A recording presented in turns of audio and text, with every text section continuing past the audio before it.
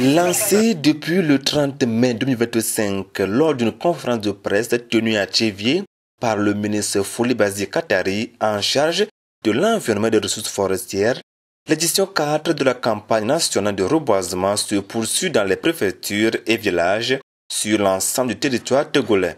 À Kousuntou, dans le Kloto, l'association des femmes pour la lutte contre la pauvreté AFLP a fait sa part ce 30 juin 2025. Aujourd'hui, nous sommes avec 3 groupements de femmes dans la préfecture de Kloto, à savoir Ngodede, Sichom et Ntifafa, en vue de mettre en terre des arbres fruitiers sur le tronçon Kousuntou-Iyo, et dans le cadre de la célébration de la journée nationale de l'arbre. Ce reboisement intensif qui s'est déroulé sur 2 sites a permis de mettre en terre plusieurs essences de plants. Nous sommes en train de réaliser 2 reboisements. Le premier reboisement s'effectue ici dans le canton de Yor, mais c'est le village Kousuntou qui a démarré le reboisement là en allant à Yor. Sur ce reboisement, on a réalisé pour tout en tout 115 plants. 115 plants de manguier local qui va permettre à la population de jouir de ces fruits au moment opportun. C'est un reboisement qu'on a suivi avec le reboisement ancien au temps des Allemands.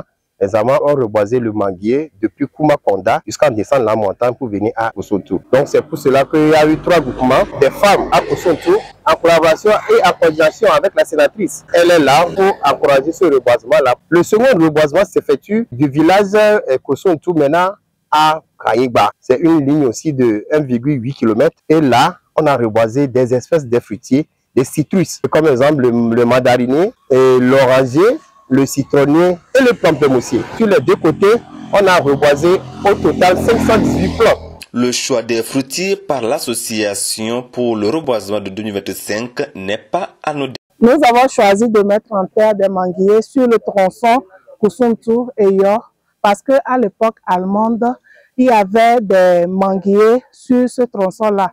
Et avec le temps, on a remarqué que beaucoup de manguiers ont été coupés. C'est pourquoi nous avons choisi de mettre en terre ces essences-là afin que ça puisse profiter à la population riveraine, aux passants et aux élèves. Pour l'entretien et la protection de ces plants, nous avons pris des dispositions afin que les groupements de femmes et l'évêque des 2 communes en prennent soin. Une bonne nouvelle pour la population de Kousuntou et environ qui vont prendre soin de ces plants et en même temps en profiter.